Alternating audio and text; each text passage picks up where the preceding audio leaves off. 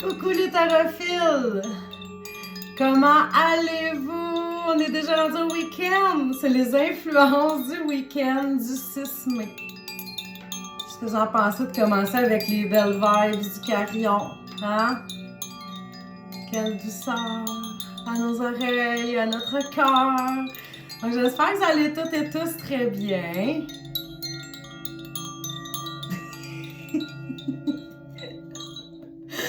Génial! Moi, je vais très bien, comme vous pouvez le constater. Alors, ben, c'est ça. On va partager les influences du week-end. On va voir c'est quoi les énergies, les influences. Qu'est-ce qui est là pour toi, cher tarophile, selon le choix de la carte que tu as faite. Dans le jeu, le message de l'esprit de John Holland. J'aime beaucoup ce jeu. Je l'ai beaucoup utilisé après le décès de mon fils. Je veux pas vous plomber le moral, là, c'est pas du tout le but, mais je trouve qu'il est comme très spirituel, très connecté, ce jeu, puis il est souvent très juste. Là, évidemment, c'est un tirage général. Tu prends ce qui résonne avec toi, si pour toi ça fait pas de sens, c'est ok, tout est parfait. Mais habituellement, je vous dirais que les messages sont assez... ben, ils font du bien. T'sais, ils nous font réaliser des choses aussi. Tout. Donc, j'aime beaucoup ce jeu-là, message de l'esprit. Puis là, ça me tentait. Ça me tentait d'être là-dedans. Enfin, un petit peu plus sérieux. Donc, ben, on va aller dans l'ordre. Si tu as pigé la carte numéro 1. Là, ouais, je voulais te dire aussi, je m'excuse, hein. Je flippe, moi, là. Il y a un livret là-dedans, dans le petit jeu, dans le boîtier, où il y a quand même beaucoup plus d'informations que sur la carte. Mais moi, je vais juste lire qu'est-ce qu'il y a directement sur la carte parce que c'est quand même assez complet, là. Tu vas comprendre le sens du message. Parce que si je me mets à lire le petit livre au complet, la vidéo, elle finira plus de finir. Donc, si tu as pris le choix numéro 1, c'est échange onirique. Qu'est-ce que ça veut dire si tu as pigé cette carte? Je mets mes lunettes et je te dis ça tout de suite. Ah, j'ai dit que je serais plus sérieuse. Avouez. Donc, pour tes énergies du week-end, cher choix numéro 1, échange onirique. C'est votre subconscient parle constamment et subtilement à travers vos rêves.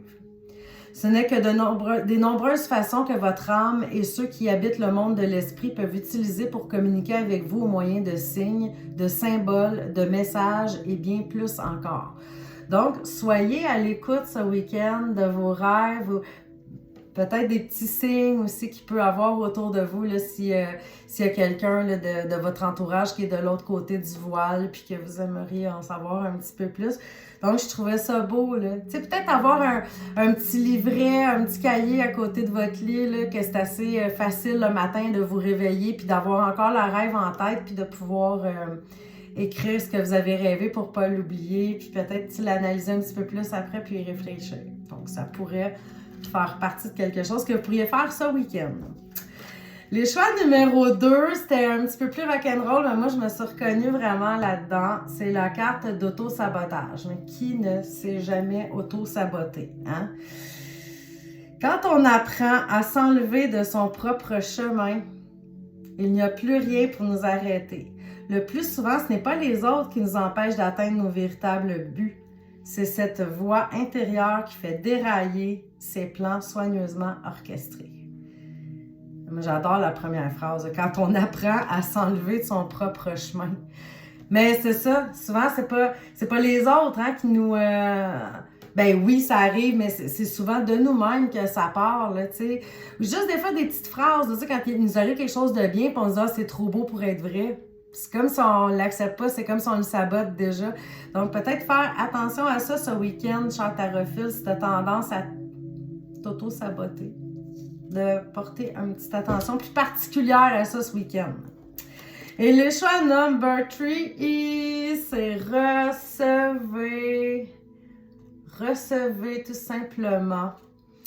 Vous êtes une âme aimable et affectueuse qui tend constamment la main pour donner aux autres. Mais maintenant, il est temps que vous appreniez à recevoir avec grâce.